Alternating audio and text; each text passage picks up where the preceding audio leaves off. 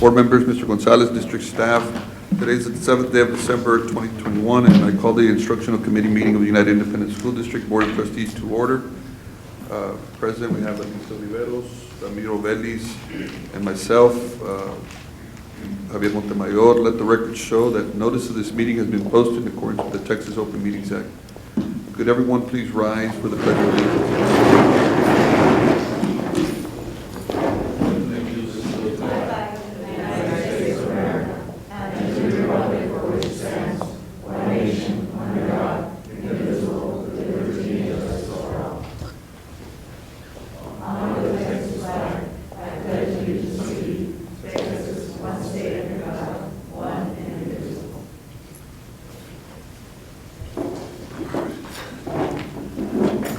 Agenda item number 2, public comments.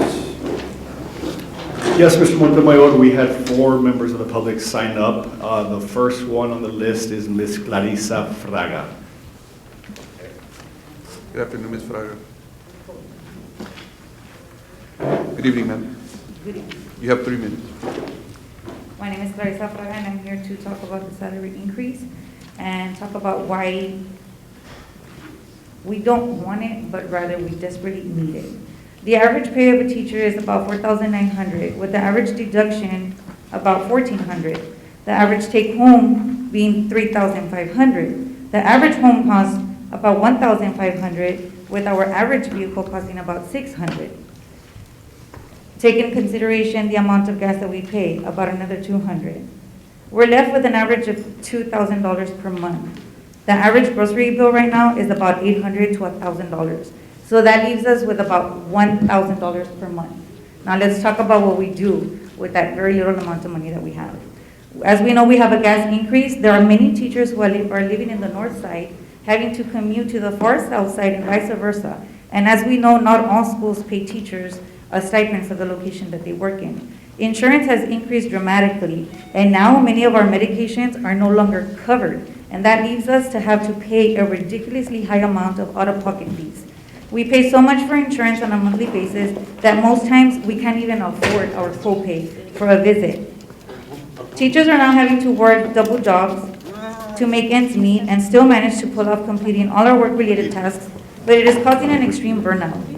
If anything, due to the national teaching shortage, which has been declared an actual crisis, it should be enough for those of us that are still sticking to this to earn a pay increase. Because after all, wouldn't a prestigious district like ours pay a prestigious amount of salary to retain our prestigious educators? Think about the single parent trying to make ends meet, the teacher who has suffered a loss due to COVID, reducing the income to 1, the teacher who has suffered medical and physical repercussions due to contracting COVID at work and now is in need of constant medical care and more medications.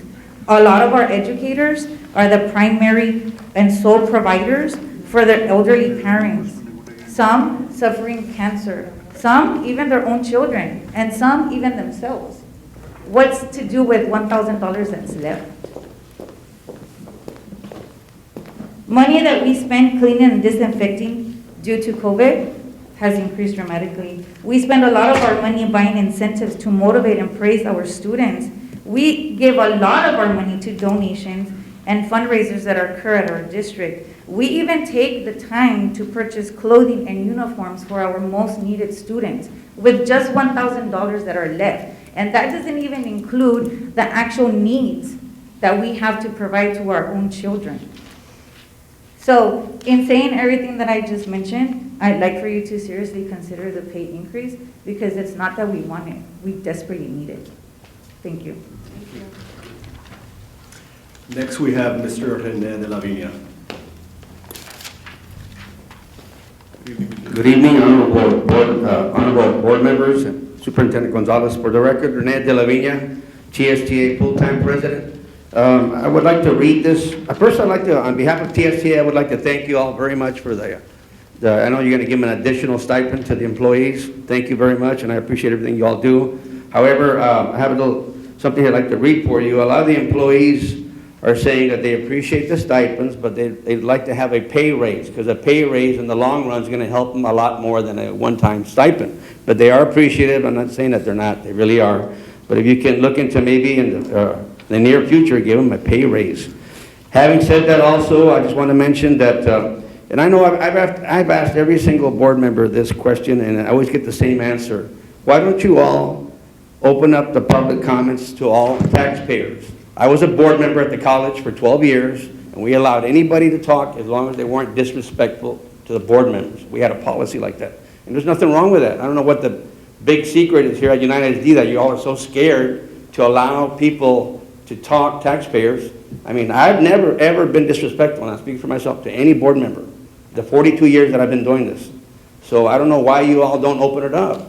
LISD does it, Laredo College does it, the city allows it, the county also allows it, because I've spoken at both of those places.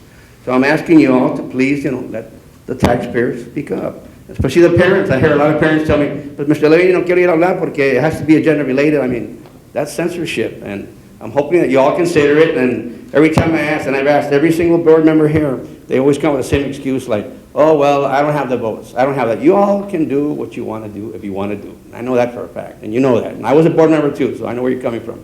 So please, I'm asking you, I'm not here to try to tell you how to do your job. I'm not saying that. Con todo respeto, I respect you all. But I'm asking you, open it up. There's nothing to hide. Somebody gets disrespectful, ban them from the board meeting. It's that simple. That's what we did at the college. Thank you. And I'd like to wish you all Merry Christmas. To all of you all, everybody here, God bless you all. Thank you. Bye-bye.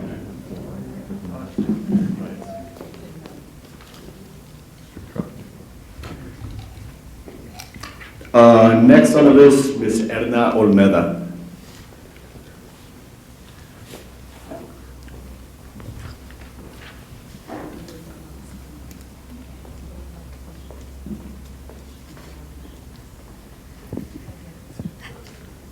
Good evening, Mr. Gonzalez, members of the board.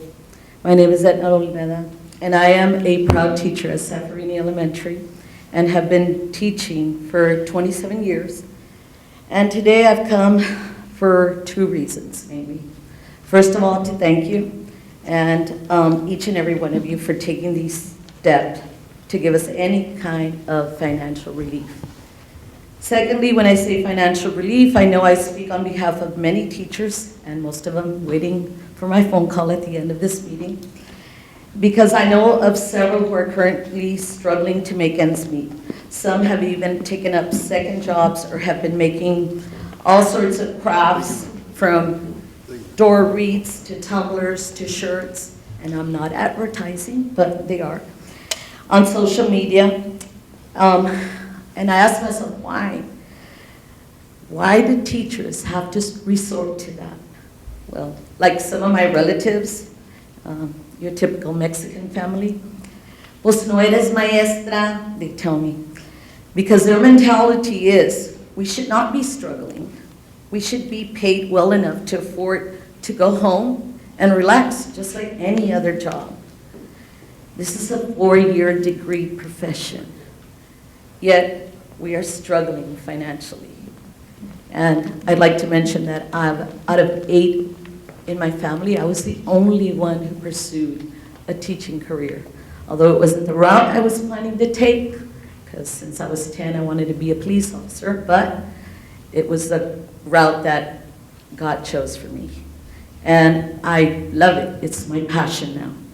I don't think I need to go into the details of prices going up everywhere, because I'm sure everyone is aware of that. What I'd rather discuss is the reasons why you should consider giving us the maximum amount of what you are contemplating on giving us.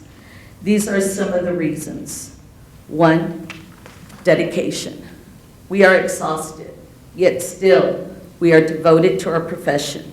We have gone on doing what we have been asked to do over and over, whether it's through the pandemic and online, or even just yesterday, I felt sick and I used the word funny, so I would go to the nurse and I ask her, you know what, can you take my blood pressure? I feel funny, and she tells me, okay, what's wrong? And I tell her, I don't know, it's just this feeling. Well, it turns out my blood pressure was high. Not exaggerated, but it was high.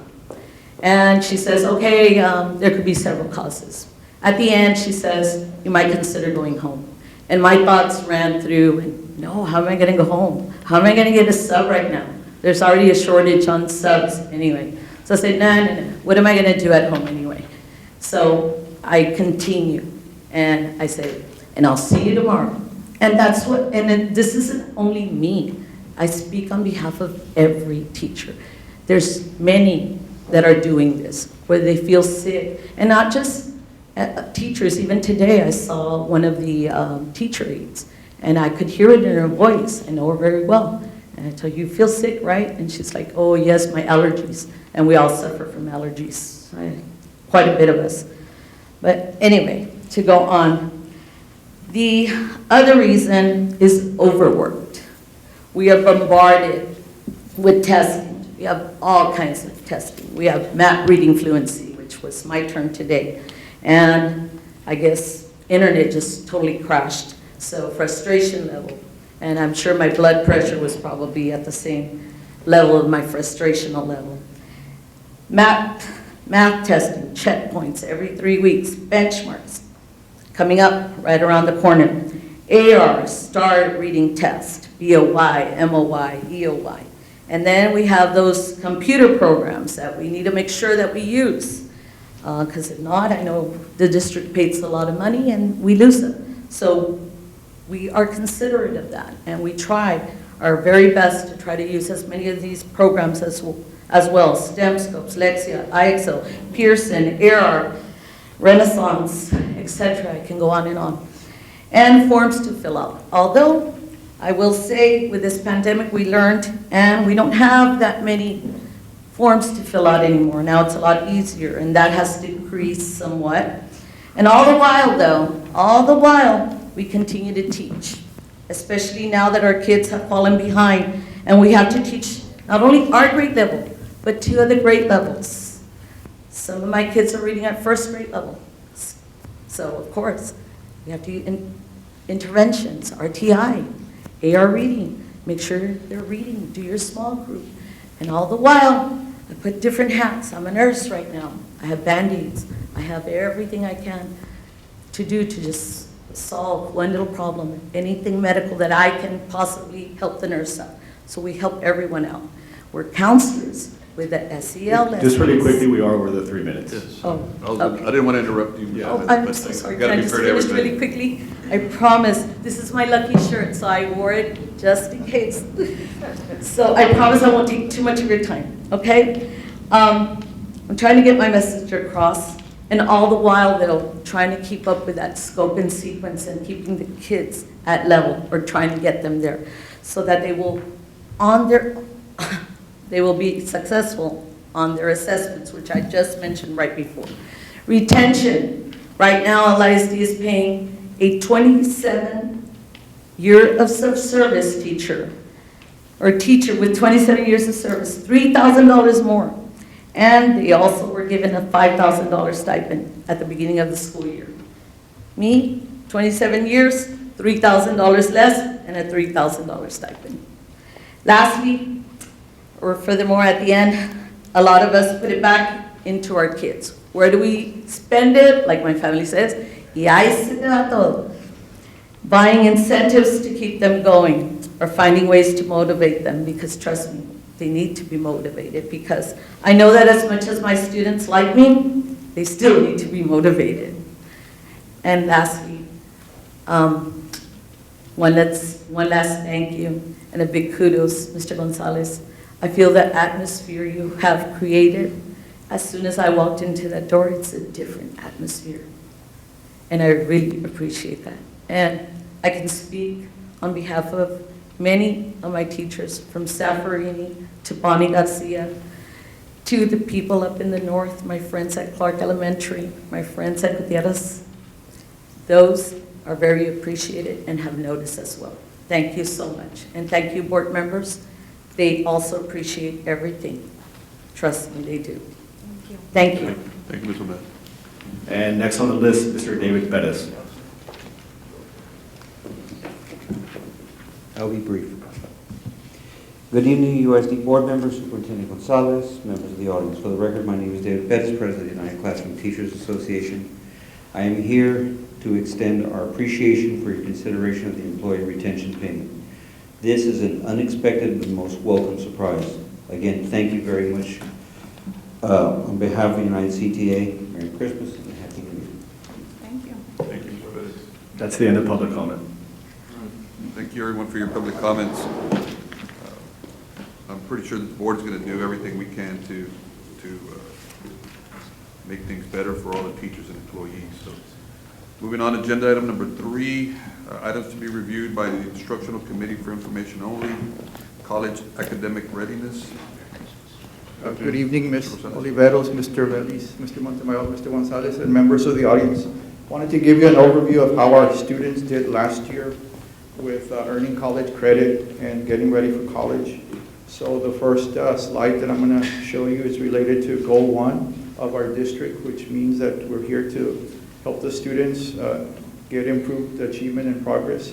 So I'm going to talk about the advanced placement results, the dual credit concurrent enrollment results that we have from last year. So we'll start off with the 5-year trend that we have with AP scores. We had last year, because of the pandemic, we had over 1,200 students taking AP exams, over 2,000 exams. And we are still ahead of the state in terms of the students that are getting a 3 or better, a score of 3 or better. We're at 48%, the state is at 46%, and the nation is at 56%. So that means that for the board meeting next week, we're recognizing about 120 students that took AP exams, and depending on how many AP exams they took, they have a certain average, so they get recognized by College Board. The College Board decided to do away with the National AP Scholar because they want to discontinue awards that encourage students to take large number of exams for this school year and thereafter.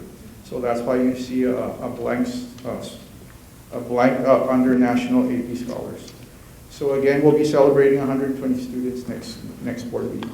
The next set of slides involve the class of 2021 and other classes up to freshmen. The courses that they took last year during the fall and the spring, and starting with the class of 2021, you'll notice that as we move through the slides, there's been good progress in terms of getting college credit, all at over 90%. Some of them are not, but most of them are at 90%.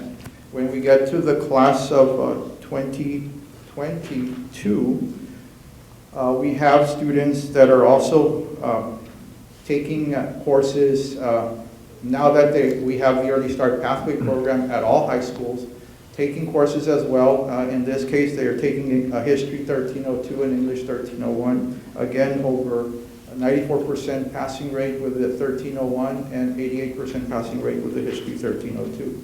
The sophomores at all high schools, we have them taking History 1301, and we have about 461, and you'll notice that it's at 81% because it's one of the tougher history courses. And then finally, we have the freshmen taking Computer Science 1301 at Alexander and OBJ, and it's a 99% passing rate. And the arts, we have approximately 165 students, some at United High School, some at United South, taking Art 1301, 94% passing rate. What I do want to emphasize is that overall there's a 96% passing rate with all the courses that the students are taking, college courses. And we're saving the taxpayer and the district over $1 million in tuition costs that we don't have to pay the Laredo College because we have our own instructors. That means that the students are earning over 16,000 college credit hours because of all the courses that we're offering at all high schools. That includes also the students that are taking AP exams and getting a 3 or better. That also translates into college credit. We also have the GOLD program, where we allow juniors and seniors to take courses for college credit only, with the exception of the ones that are in green. And you'll notice that we had over 390 students between the fall and spring semester take those courses during the day, during a class period, and we have over 95% passing rate in reference to all the courses that we offer to them, again, through Laredo College. For college credit, most of them, like I said, are for college credit so that they can get ahead of whatever degree they're working on, especially their associates. And then finally, we have the UT on Ramps program, where we have about 15 instructors last year in 18 course sections that range from pre-calculus, physics, algebra 2, biology, and chemistry, where we had approximately 86% of them take the college credit, and we pretty much save the taxpayer and the district over $164,000. And these are for students that are in 10th, 11th, and 12th grade that are willing to take UT level courses and challenge themselves so that way they can get the UT experience and at the same time be able to get those credits towards their associate's degree. Thank you. I have a question real quick. I know the credits are all there, and they're passing at 97% passing and 98% over 90s. That's excellent. What kind of grades are they coming out with? B's, C's, A's? I know that there was a time where they were just getting a pass or a fail, so I think that issue had been resolved. Are they being graded on an A, a B scale, a C scale, or? Well, we have an agreement with Loreto College, it's an MOU, and essentially we also ask them to give the numerical grade. Okay. So in reference to being also able to meet the state statute of 70% or better passing for the high school component. So in reference to that, what the percentages that you saw from last year, even though we had the pandemic, are still pretty good compared to how we had them before the pandemic. I know a lot of students, not only are they using it for their GPA, but also for their college GPA as well, if they want to transfer eventually those courses to another 4 years of college. Have you got a lot of that? Yes, we mostly are concentrating on the core curriculum, which means that by state law, they're able to transfer those courses to any college in Texas. So that's why some of the students also take the AP exam, because those are at the national level, not just the state level. And just for my purposes, can you give me, you don't have to do it on a presentation or anything, but can you let me know what the average grade is, for biology or English? Our students are averaging an A or a B. I'm just trying to see how competitive they are amongst the other colleges. And it varies by course content, Sure. so biology is one of the harder courses, and we'll get you that information so that we can. Thank you. Thank you. Agenda item number 4, listed below are instructional items to be reviewed with recommendations for action to be made at a future board meeting. Letter A, approval of Miss Instructional Day for Antonio Gonzalez Middle School for September the 13th, 2021. Yes, good evening, members of the board, members of the audience, Mr. Gonzalez and Mr. Trotman. We are bringing for you a Miss Instructional Day waiver for September 13th. We had failed to submit this one. Going back and reviewing our data, this waiver was, I think there was a power outage at this particular school on September 13th.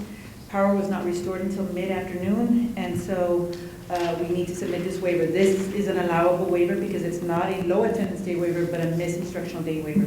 So this will assist us. And the percentages for the record for the 2021 school year for this campus was at 97.2%, whereas this day we didn't take attendance on this particular day because we didn't come. Thank you. Thank you. B, proposed boundary changes for Lyndon B. Johnson High School, Feeder Elementary School, Centeno, Perez, Roosevelt, and Veterans. Mr. Montano, if I may, before Ms. Rondon presents, these items obviously will be taken next week at the regular board meeting. Ms. Rondon can clearly, she can go over each one. There's 5 of them, B through F, or any particular you want. I know it's in your packet, it's really up to you which one you want to hear. You don't want to Actually, we want to present these proposed boundary changes to you. Then during the month of January, we will be going to the community and to the parents of these particular schools that are impacted, the ones whose boundaries will be changing. For the most part, there are the receiving schools that we will be hosting 12 to 13 meetings. And then come January, hopefully we'll make the deadline by January 19th to submit those to you for your approval. So your action item does say till January 19, 2022, so give us some time. The next board We're in meeting. the process of working on those particular letters right now to advise the parents. There are 23 impacted campuses, so it's an ambitious, as I was told earlier this morning, ambitious goal to hopefully hit. There are numerous boundary changes, the majority, of course, in the south due to Molina opening, but there is some impacts that we kind of want to clean up and review. So I try to cluster them in various scenarios. I don't mind, personally, I don't mind the presentation. I know that it's not as easy as it reads. Mr. Garza has been told off. As we all have, I guess, at other board, at a boundary change meeting, it was, you know, it was pretty, you know, they're not as easy as they. They get pretty intense. Yeah. And for the records, just so that those people who will be viewing this video later, and for those in the public, in the audience, the boundaries, number one, come twofold. Number one, because there's a new school, which is Molina Middle School, which will open up in August. And the second item is just to balance our boundaries, our enrollments, zones. And if we don't do this, for the record, there are some campuses, like Veterans Memorial, who will need portable campuses. United High School will probably need portables pretty soon as well. There's X number of floaters. We're looking at building permits across the community, so we're trying to alleviate some growth, some high growth areas. The potential is going to be there, and it's coming.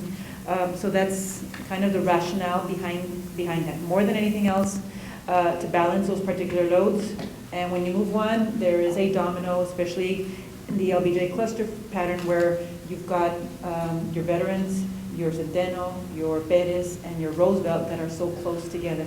So one impacts another one, and there's a domino effect to all of these. My only concern, like, out of all these that are here, I can tell you my concern is the Clark Middle. We already have a low There is a proposal. population there.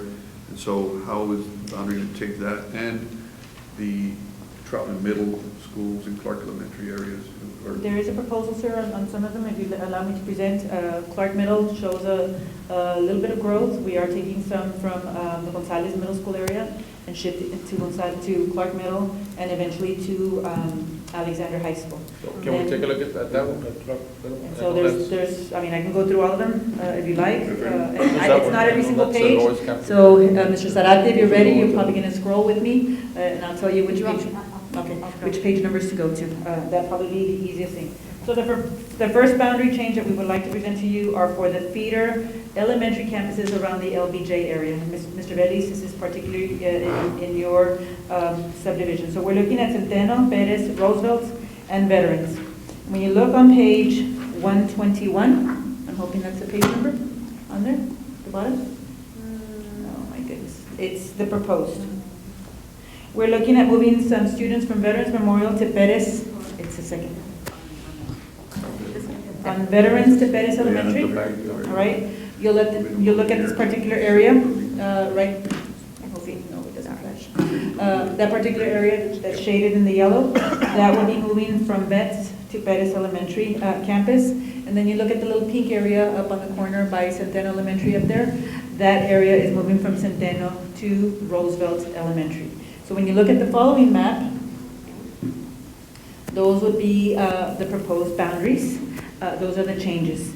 And then Ms. Lissa, if you can go to the last page on the summary, LBJ feeder elementaries. That one? Keep on going. Keep on going. And if you look at this one, this is the numbers that we are looking at, where there's a little bit more balance. So right now you're looking at our peak enrollment of 746. So Centeno will go projected 591. This is not considering any growth to this particular area. It is simply the rollover of students. Perez Elementary will go from 482, so they'll show a little bit of growth there at 541, about 60 students. Then your Roosevelt Elementary, we're still tweaking that one because the potential may not be that they will be able to accommodate everybody inside the building. So we're looking at that right now as we currently speak, but it is in the books here for some revisions. So they go from 527 to 649 students. And then veterans here will be from 696 to 588. So that's a significant decrease. And just stating that veterans will have some building permits in this particular area that they're currently looking at, about 77 building permits in that area. So we're looking at alleviating the growth, alleviating some numbers so that they can accommodate that future growth that will be in their boundary areas. That's when you say peak, that's what's there today. Correct. Yeah, there's some campuses, you can obviously see the variance there on the numbers, so I think this would definitely help as far as to try to become balanced or within a certain amount of students and try to avoid having them in portables and And making room for the potential growth that's coming. right. Why do you say that Roosevelt and try and fit everybody in that campus? Is We it- need is it 7, if over- I'm not mistaken, I think there's 7 new classroom teachers that they would need. So we need to go back in, look, they have 3 science labs. We have to maybe rearrange some of those areas that they have. So just to see how we can accommodate everyone in the building, right? When they go from 527 to 649, that may be tight because some rooms are maybe specialized rooms for autism, sensory rooms and so forth that they may be utilizing them for at this time. Okay. The next boundary change is the boundary change for the middle schools and the LBJ feeder. This is for Ricardo Molina Middle School that will open in August of 2022. This impact then will be Lomar Bruni Vergara, it will be Los Obispos, Gonzalez Middle, United South, and we are going to move some students from Clark to Clark Middle School from Gonzalez. And so you'll see the domino in this case as well. From Gonzalez to Clark, or Yes, sir. from Gonzalez to Clark? Okay. Yes, sir. It's the Eastwoods and some of the Clark Crossing apartment people that would maybe moving to Clark Middle School. Yeah, I know that one. Can we see that map? It's a far trip. So when you look at the second map, I mean, one thing is for us to look at this, but I feel it's very important that the parents, I know when Mr. Garza, we had Zoom sessions and they were very successful, and I'm a little concerned with this coming to the board in December and then saying, "Well, what are we approving in December? Are we actually approving the changes or You're not just a approving- proposal to you're change?" not approving anything in December. It's a. Right just now- a presentation. Feature. Yeah, because you said by January it needs to be finalized. Yes. January, February, right now it's just information for you all so that you'll know what's coming. Yeah. You're going to get calls from your constituents. Yeah, so I think right now it just should be just information that we're taking Right. in. Yeah, this But would be- our input is not the most important input. Correct. It's the parents. So Correct. the questions we have right now may be irrelevant, and we need to hear from the families. So I don't think that now is the time for lots of questions. I think we just need to listen, and then we'll get the questions from the parents, and that's where our job comes in. Yes. But right now, I think we just need to listen. And that's, Yeah. I just want to share this information because I Okay. know what's going to be coming. So when you look at the second map here, you'll look at that triangle up on the top, the yellow portion right here. Too far? That one right there, right by the 20. That one right there, that one is from Antonio Gonzalez to Clark Middle, and I'm sorry, that is the Eastwoods and some Clark apartments that then would go to Clark Middle School. You're looking at about 60 students in this particular area. That's by the appraisal district? Yes, sir. And then the area right below it, that is from United South Middle to Gonzalez. That is your Cheyenne subdivision, which is right behind Univision area. So they currently go to United South Middle, then they will be going to Gonzalez Middle. And that's the one that will be taking the most growth in that area. You look further down on the left, on the west side of the Highway 83, you will see that is River Hill area, that's Arndt Elementary area, that will be going from Lamar Bruni Vergara Middle School to Molina Middle School, all right, in that sense. And then the other one right to the east of that Highway 83, you're looking at the Lomas del Sur area. That is all that new area for Molina Middle School. So that's the growth, or that's the boundary for that particular school. The area over here, right where that little cursor is, that is all, there's no development there, but we are planning. These will be sent into Perales Middle School. And so we're doing that particular boundary in this area. Even though there's nothing, it's just raw land, but getting ready for the potential growth.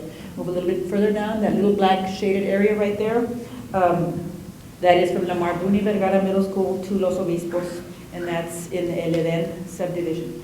And it has to domino, Mr. Vélez, when you open up Molina, Lamar Bruni, and Los Obispos, who are so close to one another, especially Lamar Bruni and Los Obispos, there's going to be a domino impact. So, We've moved that area a couple times Yes, sir. between those two. and that's what I'm concerned about, that some parents are Going going. upset. Bring them up. It hadn't been in the last 3 years, so they should have cycled out. Right. But nonetheless, if there's siblings there and so forth, there will be some individuals who may be meeting with the same parents once again. But it is because of the new campus here. So when you look at the summary page, keep on going. Before that one. It's at the bottom, right there. This would be your projected enrollment. Los Obispos would be at 636. United South Middle will go down to 758 students. Lamar Bruni, 633. Clark Middle, it's 60 students, as we mentioned, 596. Then those will eventually go to Alexander High School as well. They will not come back to That South. was my next question. Yes, sir. So that boundary, same boundary is going to Alexander. I think Mr. Oliveros is correct. We'll wait for the parent response, but I think it's very difficult to move south of Saunders to Clark. But That'll be fun. it's going to be interesting. Then Gonzalez Middle, that is the one that grows the most, but it does taper off following year, 23-24. So it goes from 590 to 734 because of the high concentration of students in the Cheyenne area. And then Molina Middle School will start off with about 672 students. So when you look at it, they're pretty balanced campuses. And I know it's good on paper, but we I'm haven't- just going to say that. It's we haven't met with the good on families paper. yet, sir. And we will. All right, the next boundary change is United South High School, Peter. There is some cleaning up here to do with regard to that. This boundary will affect Ruiz, Salinas, Bonnie Garcia, and Killen. And once again, we're looking at Bonnie Garcia for the potential growth that is coming. There are building permits out there, and just for the record, just to share that that campus has 154 building permits. One particular area has already been built out. And so they have grown, and the potential is here for additional growth. So, and they've been buying houses in that particular area. So when you look at the boundary changes, you look at, there's a view that would be impacted, that light peak up on the area by Green Street, Ejido, that one is currently at Bonnie. They will be going to Ruiz Elementary. And then the other pocket down here in this particular area by Ruiz Elementary School, they're currently at Salinas. And so when you see that Ruiz is right there, we're going to move them to Ruiz Elementary.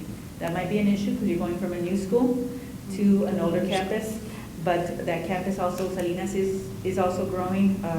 We would have to probably be adding some additional portable buildings in that campus to accommodate the growth in this area, all right? So when you look at the summary, once again, you're going to see that Bonnie is very, very small, not taking into consideration the growth, all right? So it's just a rollover right now. And so you'll see it go down from 610 to 414, Killen at 621, because they're taking that Cheyenne subdivision right now that currently goes to Bonnie Garcia. Ruiz Elementary, it's minimal number of students, 591. There's not a lot of large concentration, and Salinas goes to 578. Okay, thank you for that information. We're not done. This one's going to be the boundary change for the subdivision is Adner's Crossing, all right? And so currently there are 20 students. Adner's Crossing is by Doctors Hospital. That is a new area. There's 4 phases of this particular school. And looking at it, there's 400, I believe it was 400 homes that would be established once it's all phased out. Right now you're looking at about 60 students who would be impacted, elementary, middle, and high school. And it impacts Herrera, your Trotman Middle, your Malakoff, your Trotman Elementary, Alexander, and United High School. So it's a domino and it's a chain. But right now, it's minimum number of students. If we do not move, and we wait 3 years from now, you're going to impact 400 households as opposed to 60 students right now. So just wanted you to know that. It's just that little particular area right there. That is all Adner's Crossing. Highly concentrated area, very popular area. And so all we're doing is asking to move from Herrera to Herrera Middle to Trotman Middle, Malakoff to Trotman Elementary, and United High School to Alexander High School. The current boundary is Shiloh North. Yes, sir. Was for Herrera, and Shiloh South was for Trotman Middle. And so, okay. It's not a clean boundary, and we discussed that. We discussed that, but it's very concentrated area subdivision. And so when you look at the numbers and the figures for this particular, it may not be impactful right now, but it is a highly desired area. And so. Is it this one or more? It's that one. And it's only this one, but there's different breakdowns. So when you look at the breakdown, right now there's only 30 students, I think, at the high school level. So it's not too significant. And then you see the breakdown, the next page, keep on going. You see the breakdown to Herrera. One more. This is Herrera and Trotman Elementary. So Herrera will go from 1093 to 996. Trotman will go from 618 to 626. Or 6, can make that up? Yes, 626.